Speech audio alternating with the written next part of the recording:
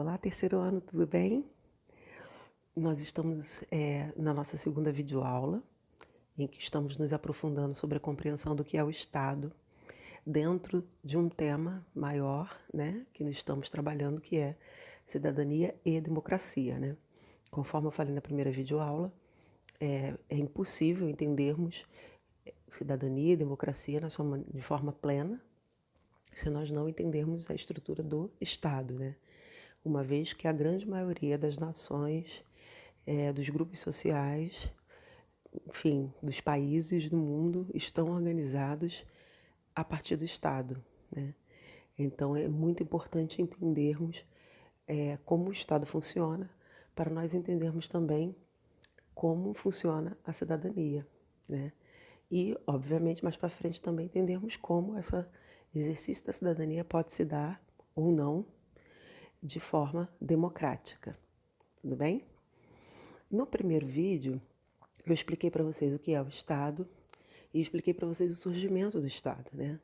Hoje nós vamos nos aprofundar um pouquinho sobre essa estrutura, sobre a compreensão dele e vamos entender o que existe na natureza do Estado que verdadeiramente incide, ou seja, atua, né, sobre o exercício da cidadania, certo? Então vamos dar uma recapitulada aqui.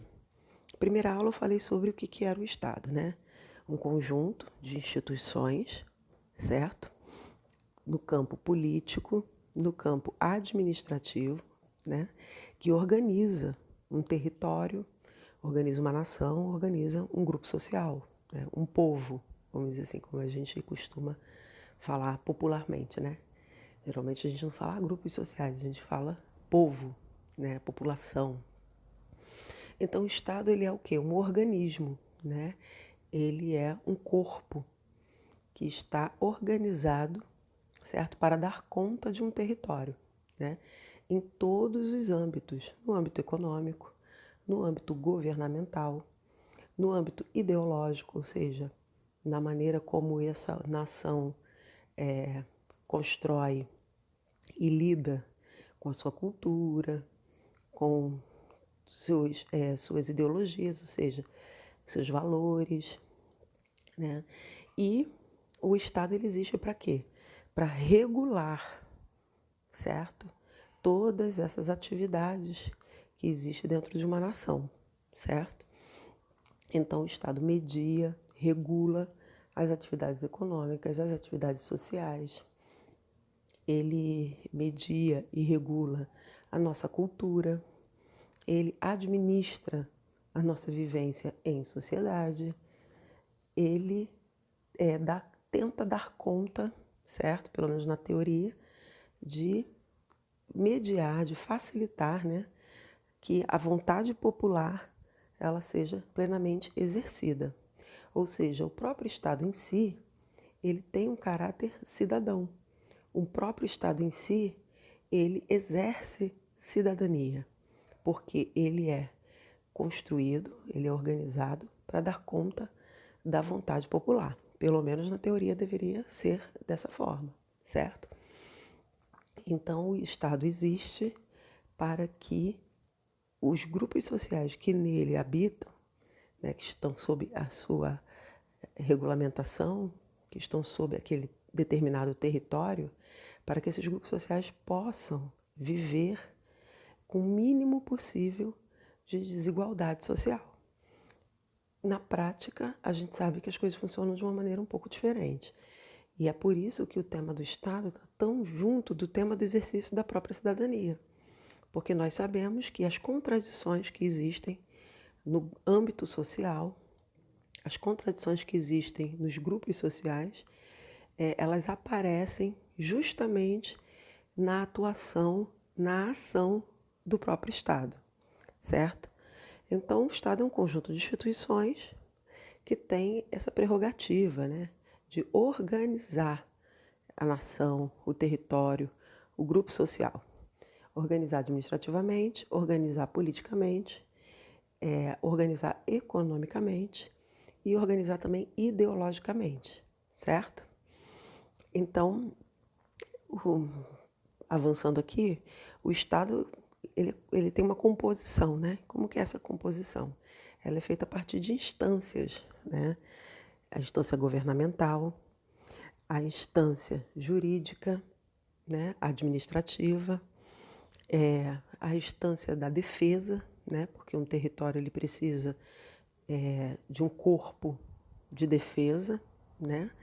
Para poder proteger esse território e quem habita nesse território. E também a questão ideológica, ou seja, regulamentar os valores, as concepções que estão vigentes, né? A cultura que está vigente dentro daquela nação, dentro daquele território, que é exercida, né? Essa ideologia é exercida pelos grupos que nele habitam, né? E como é que o Estado age? O Estado ele age, como eu falei, atuando, regulando, né? As relações econômicas, as relações sociais. E dentro da concepção do Estado moderno, né, na maneira como as sociedades são organizadas, geralmente o Estado ele tenta equilibrar os interesses entre tudo que é público e tudo que é privado. E esse aí é o pulo do gato, tá, gente? Da nossa compreensão sobre o exercício da cidadania, né? E sobre o exercício da cidadania de forma democrática, que nós vamos ver nos próximos vídeos, né? Como acontece ou como pelo menos deveria acontecer. Por que isso, gente? Porque se o Estado ele existe para dar conta dos interesses da população, ele tenta fazer isso de maneira equilibrada. Ele tenta fazer isso de maneira a diminuir as desigualdades, que elas já existem independente, elas são inerentes à vontade popular, certo? Por que isso? Porque as sociedades elas são organizadas em classes sociais, certo? E nós temos basicamente duas grandes classes sociais. Uma classe social menor, que detém um poder econômico altíssimo e, obviamente, um poder de influência sobre o Estado e sobre a nação, é muito grande, né? Geralmente é um grupo pequeno, porém é um grupo que detém economicamente muitas riquezas, né? Que atua na sociedade produzindo essas riquezas, né? E nós temos um grupo muito maior, que é o grupo onde a maioria da população faz parte. Eu e vocês fazemos parte desse grupo, que é um grupo das pessoas que atuam como trabalhadores, como aqueles que produzem mesmo a riqueza através da força de trabalho, né? Então, a grande maioria da população, que é a maior parte dela, não tem os privilégios de de reter consigo as riquezas, né? Nós somos aqueles que trabalham, que tentam, ao menos, né, receber salário pela força de trabalho exercida e tudo mais. Então, nós não somos os detentores da riqueza, porém, nós somos a maior parte da população. E nós temos uma outra classe, que é a menor, mas é a classe que faz parte da elite, né? Aqueles que detêm as riquezas, aqueles que economicamente mandam, vamos dizer assim, né, na nação. Então, o Estado ele tem que regular todas as atividades visando o quê? A diminuição da desigualdade social. Porém, não podemos esquecer que essa contradição que eu acabei de apresentar, ela existe. Então, a ação do Estado, ela também não vai ser uma ação neutra. Muitas das vezes não vai ser uma ação equilibrada, justamente porque a maior parte da população está em desigualdade, está em desvantagem com um grupo menor. E esse grupo menor é o grupo responsável pela retenção da maior parte da riqueza desse Estado, né? Desse grupo social, dessa nação. No caso, que o Brasil, né? É um grande exemplo disso. Então, as vontades, elas são antagônicas, elas são diferenciadas, né? O grupo maior, que é o grupo dos trabalhadores, né? Que é o grupo, né? A classe popular, que é a classe que nós pertencemos, nós temos necessidades, nós temos vontades, vamos dizer assim, que necessitam muito da atenção do Estado. E os grupos privados, os grupos menores, a elite, aqueles que verdadeiramente retêm a riqueza de uma nação, eles têm interesses contrários aos nossos. E eles são menores. É um grupo menor de pessoas, porém é um grupo que tem muita influência e muito poder e que também exerce pressão no Estado. Como os nossos interesses são antagônicos, são completamente distintos, o Estado, ao tentar regular e ao tentar mediar esses interesses, ele acaba, por vezes, aumentando a desigualdade ao invés de diminuí-la, certo? O Estado tem muito mais dificuldade para diminuir as desigualdades, para fazer uma administração, vamos dizer assim, da nação mais equilibrada. Essa dificuldade ela é real, porque essa contradição ela existe dentro da nossa sociedade, ela existe dentro da nossa nação, ela existe no nosso território, ela existe nas nossas relações enquanto grupos sociais diferentes, certo? Então, por isso que o Estado ele tem algumas dificuldades, vamos dizer assim, no exercício da cidadania. E não só do próprio exercício dele, da cidadania, como também para nos facilitar o exercício da nossa cidadania enquanto população, certo? Então vamos aqui dar uma olhada nesse esquema aqui da frente, para a gente entender melhor como é que é o Estado, né? Como é que ele está organizado. Então vamos lá, o Estado moderno, né? Ele tem alguns elementos que são os principais, né? É um Estado que organiza o território, né? E quem habita nesse território? A população, né? O povo, ele habita dentro de um território. Então, o Estado ele é organizado para proteger, regular, mediar, atuar nesse território e, obviamente, sob a população e o povo que nele habita, certo? E como ele faz isso? Exercendo o quê? O poder. E esse poder, ele é exercido na população. Ou seja, o Estado, ele atua sobre nós, que vivemos nesse território, né? Obviamente, qual é o objetivo do Estado? É manter esse território autônomo, né? Manter esse território independente. Nós vamos ver um pouquinho mais na frente quando a gente fala sobre soberania, né? Então, o exercício do Estado é sobre a população que habita naquele determinado território, porque assim o Estado mantém coeso, ou seja, mais ou menos coeso, esse território, certo? Obviamente regulando a população dele, né? Então vamos lá. O que seria, o que faz parte do âmbito do território, né? Ou seja, a compreensão do que seria capital, né? Como que é a divisão territorial? Estamos entre, né, o estado ele é dividido entre uma capital, né, e aí a gente está falando aqui geograficamente, né, e as fronteiras, né, que seria a capital, centro político, administrativo, onde se encontra o quê? A sede do governo central, né? Então toda nação, todo território, né, de um estado, ele tem uma capital, ele tem um centro administrativo e político, um lugar onde se concentra, né, o governo, onde se concentram as principais instituições jurídicas, né? No caso do Brasil, nós temos Brasília, nossa capital, onde lá fica a sede do governo, né, dos três poderes, né? No caso, o Legislativo representado pelo Supremo Tribunal Federal, a Câmara de Deputados Federais e a Câmara do Senado Federal, assim como também a sede do Governo Executivo, da Presidência da República. Então, todo o Estado ele é organizado assim, ele tem um centro, um lugar, né, que a gente chama de capital, que fica onde fica esse centro político administrativo, né, onde ali está concentrada a representação de todas as instâncias que formam o Estado, certo? E o território, né, cada território ele é demarcado por fronteiras. E essas fronteiras elas são de vários tipos. Não é só uma fronteira física, né? Que locais que são que determinam aonde começa e aonde termina um território, né? Geralmente nós temos cidades de fronteiras com outros países, né? Esses locais que demarcam onde é Brasil e onde já não é mais Brasil. Então, geograficamente, nós temos fronteiras físicas, né? Porque o Brasil ele tem um tamanho específico, né? Tem um lugar onde ele começa, onde ele termina, né? E tem as confluências com outros territórios, obviamente, né?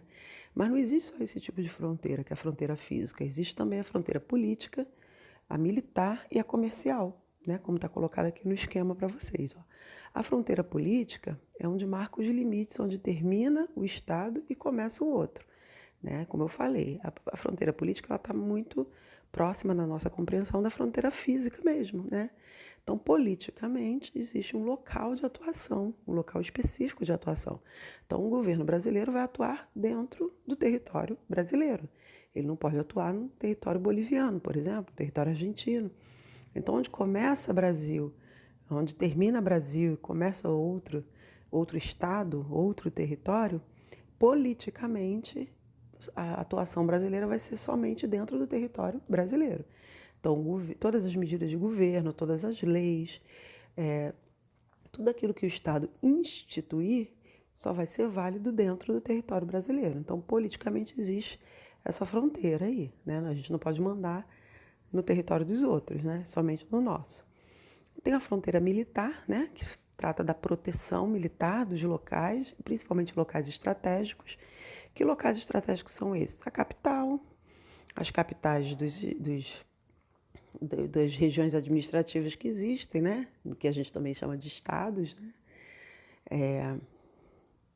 As fronteiras, as cidades, né? Os locais de fronteira, que também são vigiados, né?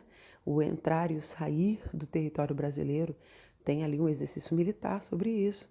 O espaço aéreo também existe um exercício de controle desse espaço. Então, os locais estratégicos dentro de um território, eles são muito demarcados pela fronteira militar, ou seja, existe ali um corpo militar que exerce uma defesa desse território nesses locais específicos e estratégicos, né? E nós temos também a fronteira comercial, que fala sobre o quê? Sobre o controle da entrada e de saída de mercadorias do nosso território, de cobrança de impostos, certo? As relações de importação, de exportação, tudo isso é regulamentado também pelo Estado, né? E também forma uma fronteira comercial, porque a gente não comercializa todas as coisas, todos os produtos, né? Nem o Brasil com outros países, nem os outros países com o Brasil. Nós temos determinada atividade comercial que ela também é regulamentada e protegida pelo Estado, certo? Então, olha o poder que o Estado tem de delimitar fronteiras que vão estabelecer as nossas relações, inclusive com outros territórios, com outros estados, com outras nações, com outros países, né? O Estado ele tem esse poder imenso, né? De não só regular as relações sociais internas, como também de regular as nossas relações sociais externas com outros países, certo? Então todas essas fronteiras elas são muito claras e são muito controladas pelo poder do Estado, certo? E o exercício do poder, então, veja, eu acabei de falar para vocês como que o Estado atua na questão do território, né? Atua como? Estabelecendo fronteiras, que podem ser de vários tipos, como eu acabei de explicar agora. Só que o Estado, ele também atua em relação ao quê? Ao poder. A um poder que ele exerce sobre a população, sobre o povo que habita nele, né? Que habita no território onde ele controla, né? Então, em que implica o exercício do poder do Estado? Ele implica em duas características, em duas qualidades, né? A primeira é a soberania externa, né? Ou seja, cada estado deve ser o quê? Independente, né? Ele deve ser reconhecido como um local de independência, certo?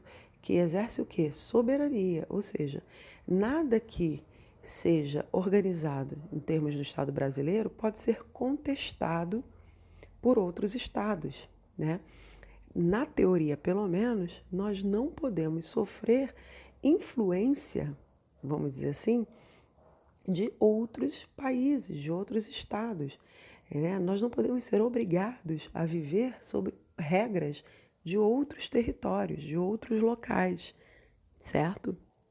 Então, é importante a gente pensar sobre isso, né? Sobre a soberania externa. Cada estado, cada território, cada nação, cada país deve exercer a sua soberania, né?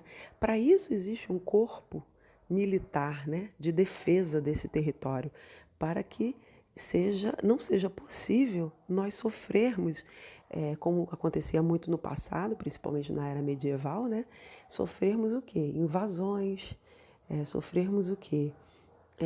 Algum tipo de golpe, né, podemos usar essa palavra, externo, que venha de outro lugar, né, que venha de outra nação, para que nós não venhamos a sofrer o quê? Imposições, certo?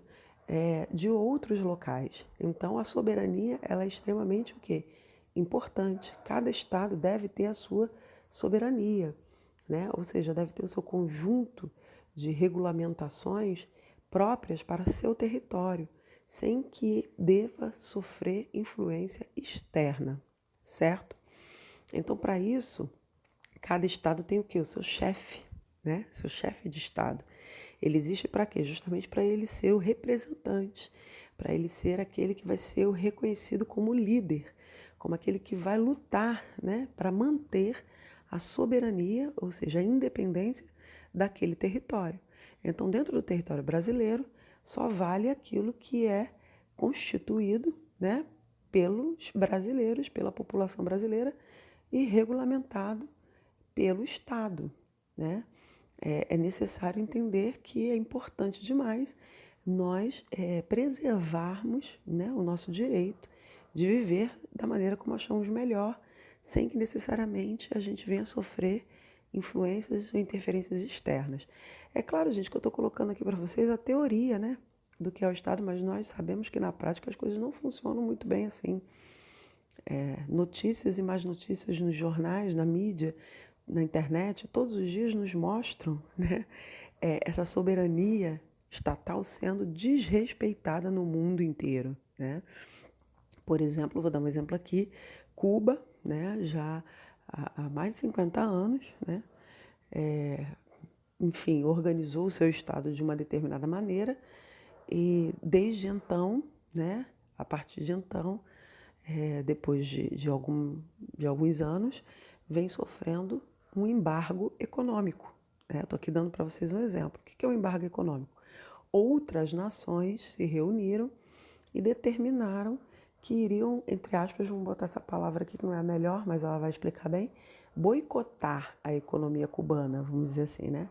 Então colocaram uma série de restrições comerciais, né, para Cuba, trazendo uma série de dificuldades econômicas para aquela nação. E até hoje tem sido assim. Isso foi instituído já há algumas décadas e até hoje esse embargo é válido e muitas das vezes ele é renovado até.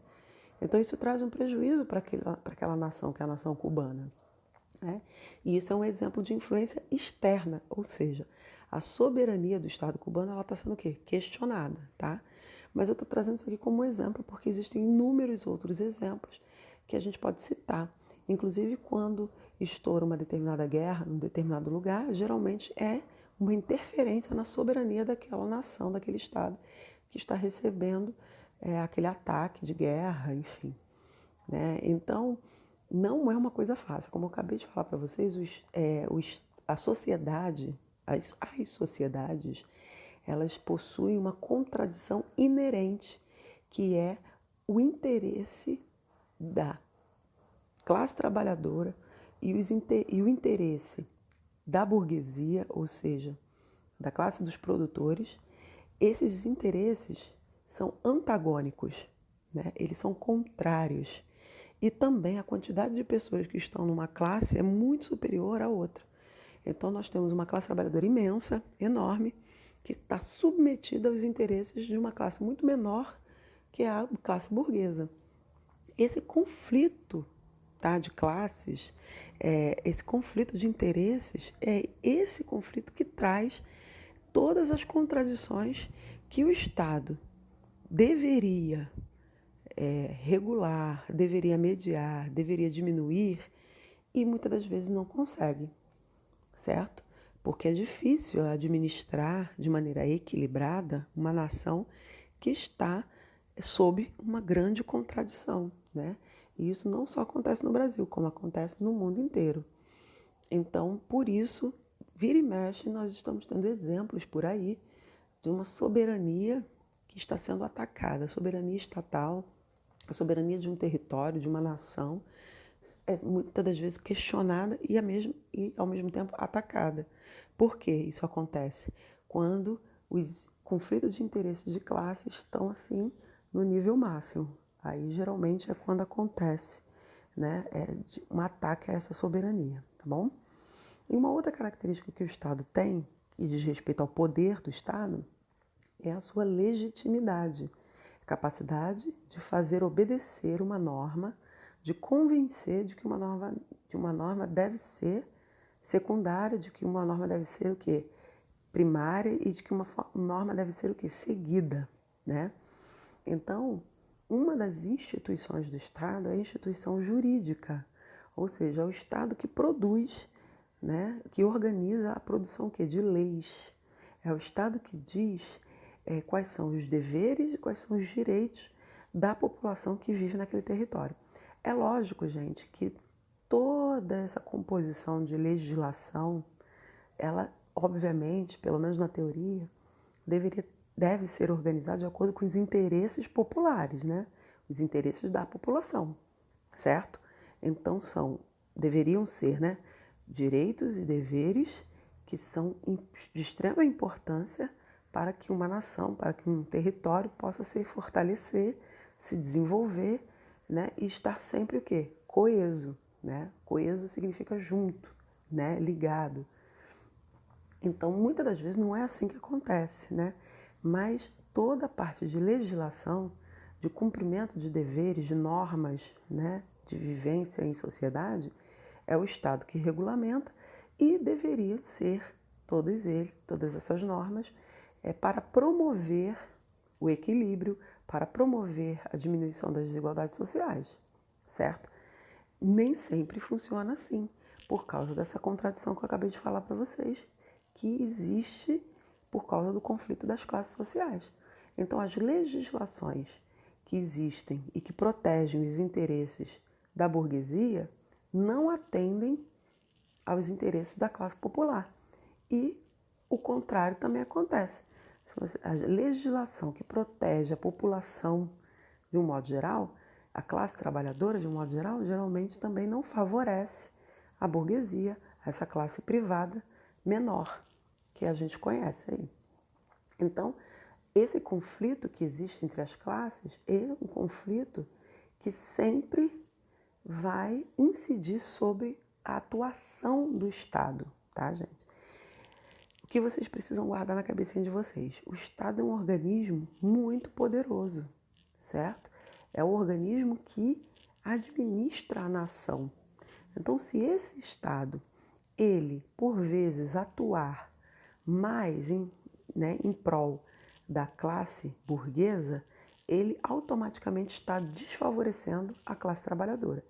E quando ele atua mais em prol da classe trabalhadora, ele automaticamente está desfavorecendo a classe burguesa.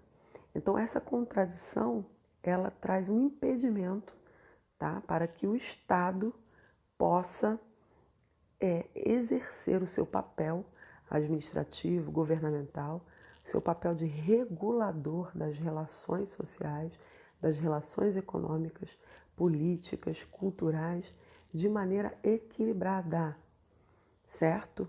De maneira a diminuir as desigualdades. Fica muito difícil nós termos o papel do Estado colocado dessa forma, beleza? Então aqui a gente agora conclui, né, com uma maior, vamos dizer assim, profundidade, né, o que é o Estado, por que ele existe, para que ele existe. Na próxima videoaula eu vou explicar para vocês como que essa contradição acaba virando característica do próprio Estado, certo? Porque na história, durante a história da humanidade, né, a história do desenvolvimento das relações sociais, da formação das nações, né, e até nós entendermos a forma como a gente vive nesse momento, nós vamos entender que o Estado, Quando ele está mais voltado para a burguesia, ele assume determinadas características. Quando ele está mais voltado para a população, ele também assume determinadas características. E ele acaba ganhando novas designações, né? Então, na próxima videoaula, eu vou explicar para vocês o que seria o Estado liberal, que é quando o Estado está com políticas, né, que são mais voltadas para a classe burguesa, para a elite, né, para a classe mais abastada, né, ou seja, que detém a riqueza, e quando que o Estado ele é um Estado de bem-estar social, é um Estado mais popular, né, um Estado que está mais pensando na população, certo? Então, essas duas concepções de Estado eu vou trazer para que vocês possam entender como que o conflito de classes ele atua sobre o Estado, beleza? E nós vamos poder entender muitas das coisas também que estão acontecendo agora, né? Que nós temos vários exemplos, principalmente no Brasil, né? E no mundo, mas principalmente no nosso país, na nossa nação, né? Nós temos exemplos claros de conflitos, né? Que acontecem entre as duas classes sociais e que o Estado, por vezes, a sua atuação, né? Pode favorecer e desprivilegiar uma classe ou outra. Beleza? Eu espero que esse vídeo muito simples esteja bem explicativo. Qualquer dúvida, usem, por favor, a nossa plataforma do Google Classroom, tá? Não deixem de colocar as dúvidas de vocês, não deixem de entrar em contato caso vocês sintam necessidade. Esse conteúdo, como eu já falei para vocês, é um conteúdo importantíssimo para o Enem. Então, toda a terceira série aí tem que valorizar, né, esse conteúdo bastante, estudar bastante, porque é um conteúdo que sempre está caindo nos exames oficiais aí, que vocês vão prestar mais para frente para as universidades, certo? E fiquem em casa, cuidem-se, vamos fazer a nossa parte para que a gente possa cada vez mais rápido passar por esse problema, esse momento muito ruim que nós estamos vivendo, para que a gente possa retomar, né, a nossa vida, né, e poder sim, né, voltar a termos um ensino presencial, estarmos juntos novamente, tá bom? Muito obrigada, tá?